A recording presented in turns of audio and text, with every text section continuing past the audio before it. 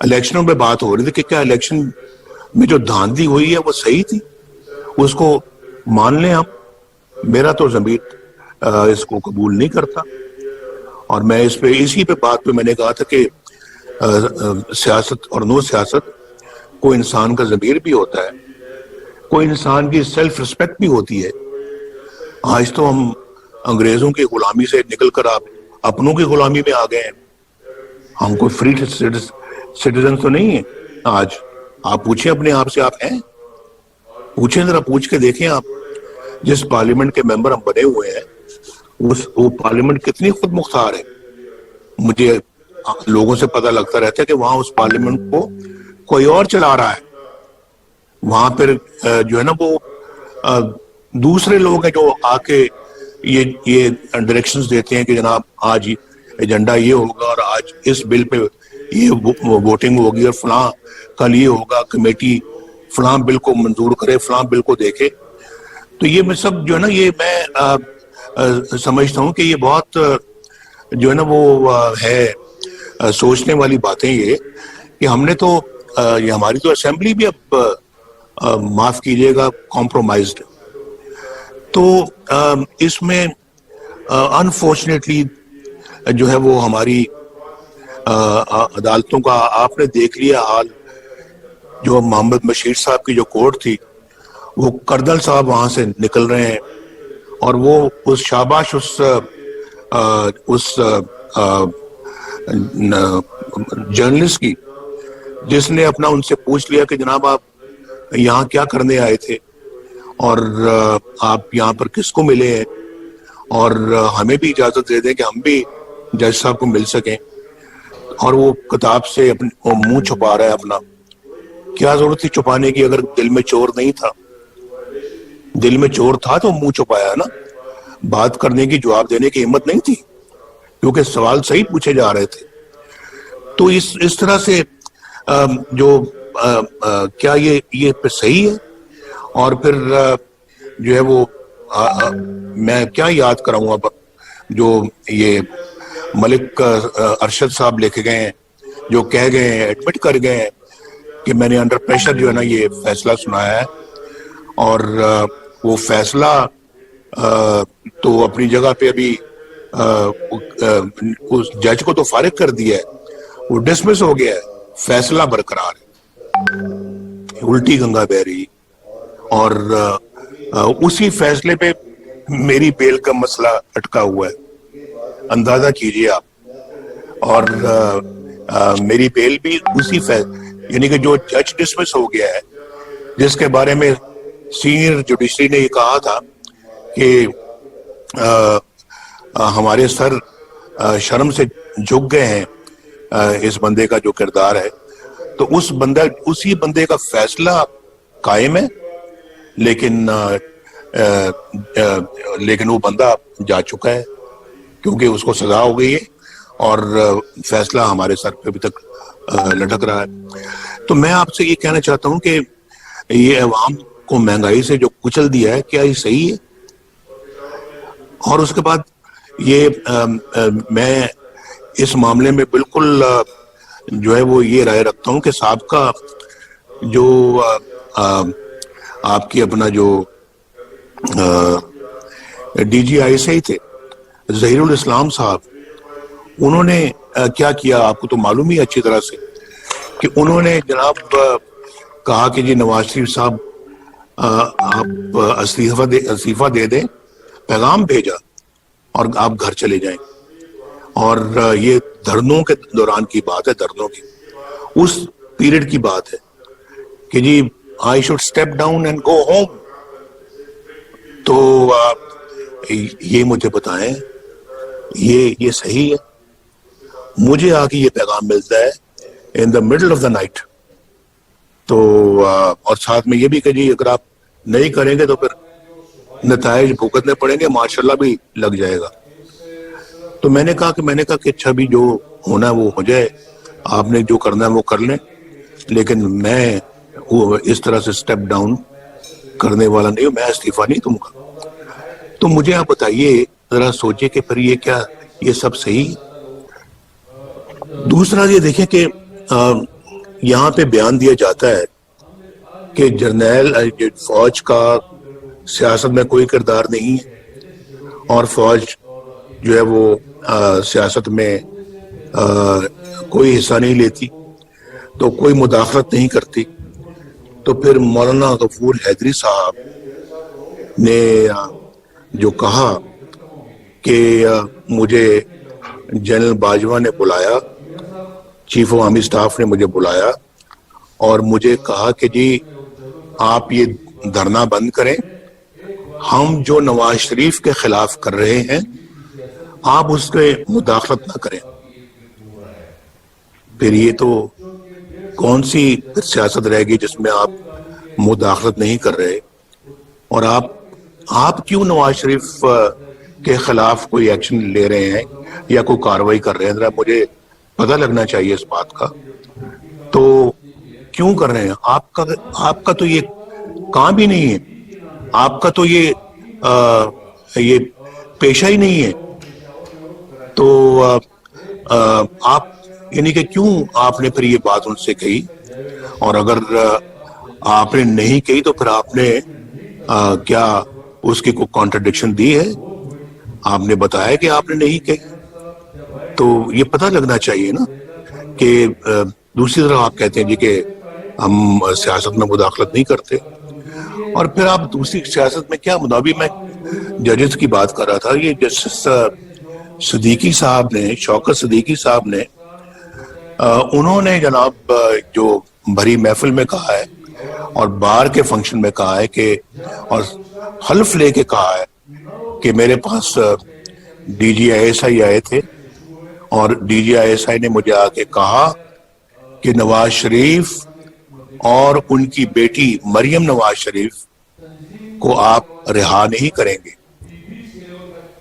کیونکہ اگر آپ نے ایسا کر دیا تو ہماری تو پھر 2 سال کی محنت ضائع ہو جائے گی۔ یہ لکھا ہوا ہے انہوں نے اپنی پٹیشن میں جو سپریم کورٹ میں انہوں نے بھیجی ہے، میں نے اپنی آنکھوں سے پڑھی، اور یہ میں نے اپنی آنکھوں سے کوٹ لکھپت جیل کے اندر اس کو اچھی طرح سے پڑھا تھا، ریکارڈ کر لیا تھا، لیکن بات آج تک نہیں ہوئی، بات کرنے کا موقع اب مل رہا ہے۔ تو کون سی 2 سال کی محنت ہے جو آپ نے کی تھی نواز شریف کے خلاف، جو آپ نے کہا کہ ہماری 2 سال کی محنت ضائع ہو جائے گی اگر نواز شریف کو اور مریم کو چھوڑ دیا؟ الیکشن سے پہلے مجھے بھی اندر کر دیا، مریم کو بھی اندر کر دیا، الیکشن میں دھاندلی کر دی۔ یہ سب کچھ کون کر رہا تھا؟ ابھی تو شاید خزان عباسی صاحب کی گورنمنٹ ختم ہوئی تھی، کیئر ٹیکر گورنمنٹ تھی، کیئر ٹیکر گورنمنٹ کر رہی تھی یا کیئر ٹیکر گورنمنٹ کے پیچھے کوئی اور کر رہا تھا؟ میں پہلے بھی کہہ چکا ہوں کہ میں نے کہا یہ ان سب چیزوں کا ایک دن حساب دینا پڑے گا، اور وہ دن آئے گا، وہ زیادہ دور بھی نہیں ہے، دینا پڑے گا حساب۔ اور ہم اپنا جو ہے وہ ایک غلام بن کے جو ہے نا اپنے ملک میں اب نہیں رہ سکتے، اور میں غلام بن کے رہنے کا میں قائل نہیں ہوں۔ انشاءاللہ رہوں گا ایک پاکستانی بن کے، قابل فخر پاکستانی بن کے، انشاءاللہ میں اس طرح سے زندگی گزاروں گا۔ غلامی مجھے قبول نہیں ہے۔ ہمیں پھر پاکستان کے عوام کی خدمت تو دور کی بات ہے، اس کا نام لینا بھی چھوڑ دینا چاہیے۔ لیکن اگر یہ سب چیزیں صحیح نہیں ہیں اور ہمارا نہ ذہن، نہ دل، نہ ضمیر اس کو قبول کرتا ہے، تو پھر تو اس کے خلاف اٹھنا ہوگا، اور میں تو اس کے خلاف اٹھنے کا فیصلہ کر چکا ہوں، اور میں نے بالکل 2 ٹوک فیصلہ کیا ہے کہ اب یہ جو ذلت کی زندگی کم از کم ہم نہیں جی سکتے، اور انشاءاللہ عزت کی زندگی جئیں گے انشاءاللہ۔ اللہ تعالیٰ ہمیں عزت کی زندگی انشاءاللہ جینے کی توفیق دے گا، اور وہ ان ایٹراسٹیز کے خلاف، ان بروٹیلٹیز کے خلاف، اس ظلم و تشدد اور ٹرینی کے خلاف ٹرینی کے خلاف ہم اپنا جو ہے اٹھ کھڑے ہوں. اور یہ میرا خیال ہے کہ اگر ہم اٹھ کھڑے ہوں گے اس ملک کی تقدیر بدل جائے گی, اس قوم کی تقدیر بدل جائے گی. یہ قوم آج مشکلات کا شکار اسی لیے ہے, اس ظلم و ٹرینی کا شکار اسی لیے ہے, مہنگائی کا شکار اسی لیے ہے, بے روزگاری کا شکار اسی لیے ہے کہ ہم اپنا جو ہے وہ اپنے ان فیصلوں کے خلاف کھڑے نہیں ہوتے, اور پھر کوئی اور اس طرح کے فیصلے کرتا اور ہم ظلم, تشدد اور جو ہے نا وہ ان زیادتیوں کے اور ظلم کے سامنے جو ہے وہ کھڑے نہیں ہوتے. تو اگر آج اس قوم نے کھڑے ہونے کا فیصلہ کر لیا تو آپ یہ کہیں نوٹ کر لیں میری بات کہ انشاءاللہ تعالی تبدیلی سالوں میں نہیں, چند مہینوں میں اور چند ہفتوں میں انشاءاللہ اس ملک کے اندر آئے گی, اور ضرور آئے گی. اس بندے کو لے آئے ہیں سلیکٹڈ وزیر اعظم کو, تو سلیکٹڈ وزیر اعظم جو ہے وہ حق تو آپ کا تھا, لے اس کو آئے ہیں, نااہل آدمی ہے, آتا جاتا کچھ نہیں ہے, پاگل ہے, اور اس کو پتہ ہی نہیں ہے حکومت سازی, حکومت کرنا کس کو کہتے ہیں, حکومت چلانا کس کو کہتے ہیں, اور اس بندے کو تو کوئی اس شعور ہی نہیں ہے, تو خالی ہے اس کا ذہن. تو اس بندے کو لے آئے ہیں, اور اب پچھتا تو رہے ہوں گے کہ لائے بھی تو ہم کس بندے کو لے کے آئے ہیں, لیکن اب آپ لائیں, آپ ہی کو جواب دینا ہوگا. اس بندے کو آپ نے جو ہے نا مسلط کر دیا اس قوم کے سر پر, تو قصوروار تو سب سے بڑے آپ ہیں. تو یہ بندہ تو قصوروار ہے ہی ہے, لیکن اس سے بڑے قصوروار آپ ہیں, اور آپ کو یہ جواب دینا ہوگا, اور ہم جواب لیں گے, ہم ضرور لیں گے جواب.